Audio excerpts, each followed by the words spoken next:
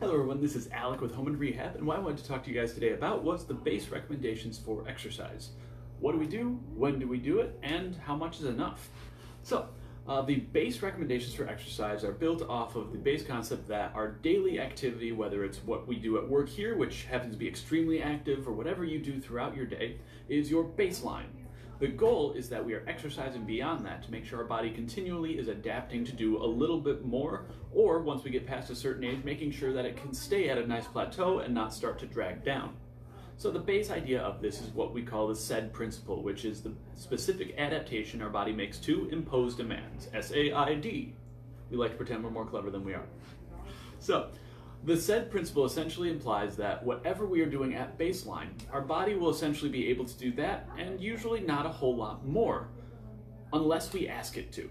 So, the basic activity recommendations that we have, whether it's put out by the American College of Sport Medicine, by the Surgeon General, by the APTA, or by the AMA, all of them revolve around the same base set of guidelines, and all of them ask that we just be a little bit more active outside of what our normal activity would be.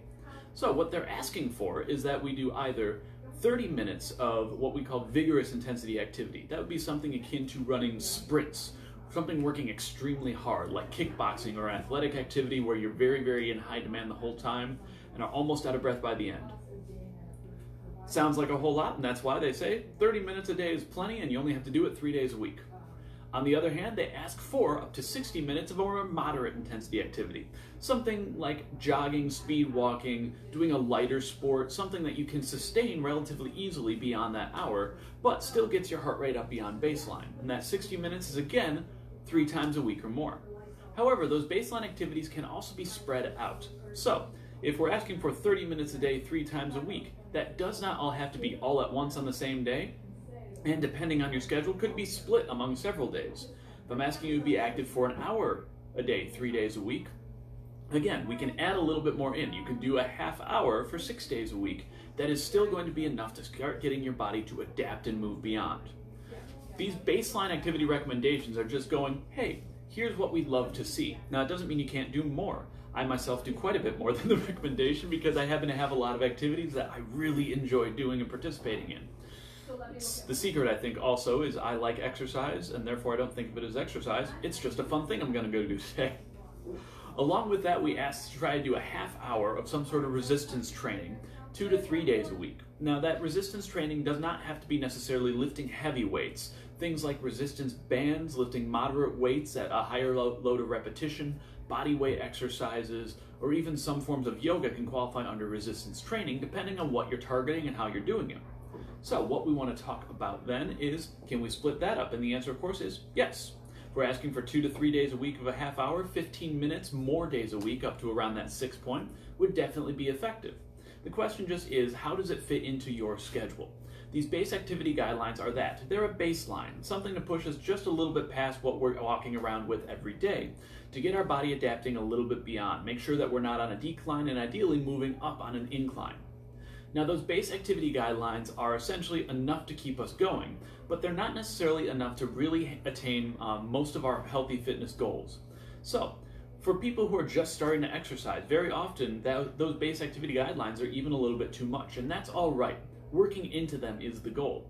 But once you get there, you may find you're still not making the gains that you really want to make, whether it's increases in muscle mass, or decreases in weight, decrease in fat mass, increase in our cardiovascular endurance. And that makes sense. Like I said, these are our baselines. Can we push beyond? The answer is, of course, absolutely. So what we encourage people to do at that point, once they've hit that structure, is to see what you can do beyond that. Can we increase our time, increase our intensity? Can we stagger our days throughout the week so that one day we can spend a lot longer working on that activity that we really need? So for someone who's trying to lose fat mass, increasing your cardiovascular output would be a great idea. Someone who's trying to gain muscle mass, we want to be lifting more weights more frequently. Now, how to do that, how to stagger those, and how to appropriately do that is always personalized. So we usually ask people to address somebody who's good at training people on that level. For people who are on the athletic end, athletic trainers, conditioning coaches are your ideal. People who are generally just trying to lose weight on the baseline, personal trainers and fitness trainers and health coaches are some of the certifications you can look for just general help. For people who need something more along the medical end, that's usually where people like myself fall in, although I actually have certifications in all of those areas.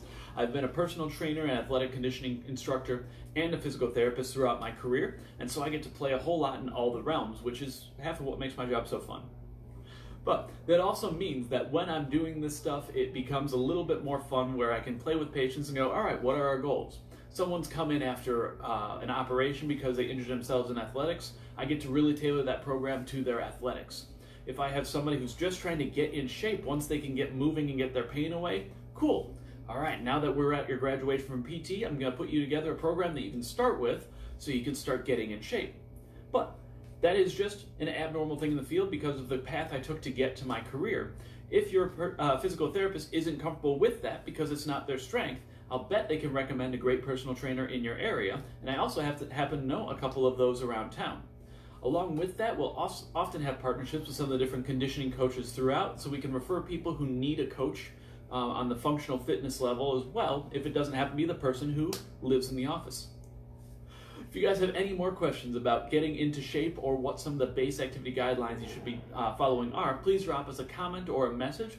We're always happy to try to address people's direct questions. And if you guys have anything else you're wondering about this field, please let us know. Have a great day, and we'll talk to you soon.